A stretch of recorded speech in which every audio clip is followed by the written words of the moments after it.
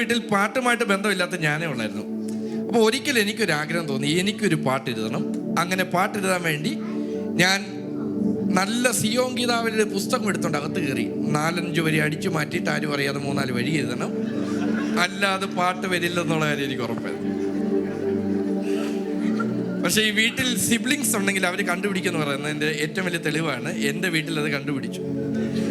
പിന്നെ ബൈബിൾ തുറന്ന് സങ്കീർത്തനമൊക്കെ നോക്കിയിട്ട് ഞാൻ വിചാരിച്ചു, അന്ന് സങ്കീർത്തനത്തിൽ നിന്ന് 3-4 വരി എടുക്കാൻ നോക്കിയപ്പോൾ അവിടെ നിന്ന് എല്ലാം പാട്ട് എഴുതിയും വെച്ചിട്ടുണ്ട്. അങ്ങനെ പുതിയ നിയമത്തിൽ ലൂക്കോസ് സുവിശേഷം എടുത്ത് ഇങ്ങനെ വായിച്ചു വന്നപ്പോൾ 2 പേര് വീട് വെക്കുന്ന എഴുതി. ഒരാൾ ഭയങ്കര വേഗത്തിൽ വീട് വെച്ചു, മണ്ണിനകത്തായിരുന്നു വീടിൻ്റെ വെപ്പ്.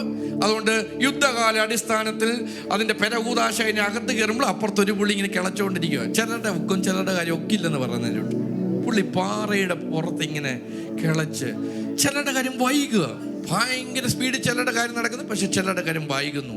പക്ഷെ വൈകിയാലും പണി തീർന്നു, ഗ്രഹത്തിൻ്റെ പണി തീർന്നു. കുറച്ച് കഴിഞ്ഞപ്പോൾ വലിയൊരു കാറ്റടിച്ചു.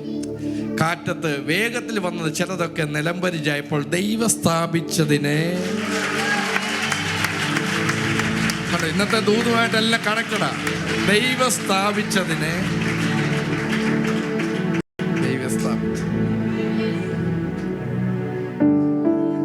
വൻമഴ പെയ്തു, നദികൾ പൊങ്ങി, എൻ വീടിന്മേൽ കാറ്റടിച്ചു. ഇത് സാധാരണ എല്ലാവരും അനുഭവം വന്ന പാട്ട് എഴുതുന്നത്, പക്ഷെ ഞാൻ പാട്ട് എഴുതിക്കാൻ അനുഭവം തുടങ്ങി. എൻ്റെ അമ്മ കിടപ്പായി, കണ്ണു കുഴിഞ്ഞു, കിഡ്നിക്ക് 2 കംപ്ലൈൻറ്റ്, പുറകിൽ തേയ്മാനം, തലമുടി മൊത്തം പോയി മൊട്ടച്ചയായി, 70 കിലോയിൽ നിന്ന് 40 കിലോ ആയി. ആ സമയത്താണ് പാസ്റ്റർ നിജു അടൂരും ദേവദാസനും എൻ്റെ ഭവനങ്ങൾക്കകത്ത് വരുന്നത്. എൻ്റെ അമ്മ ഒരു കട്ടിലിൻ്റെ മൂലയ്ക്ക് കയറി കിടക്കാൻ തുടങ്ങി.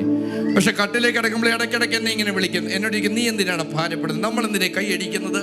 നമ്മളെന്തിനെ ആരാധിക്കുന്നത്? വല്ലവിധം നിത്യത പോകാനല്ല. അതുകൊണ്ട് നീ പിശാനെ നോക്കി പറ, എൻ്റെ അമ്മയെ തട്ടുന്നെങ്കിൽ വേഗം തട്ട്, എന്നാലും നിന്റെ ത്വക്കിന് ജീവനുണ്ടെങ്കിൽ നീ പിശാന്റെ തലയെ തകർക്കണം.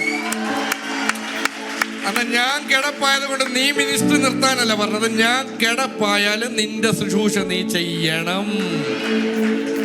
എൻ്റെ അമ്മയുടെ കട്ടിലിൻ്റെ ചോട്ടിൽ നിന്ന് തിരുവചനം എടുത്താണ് ഞാൻ ബൈബിൾ കോളേജിൽ പോകുന്നത്.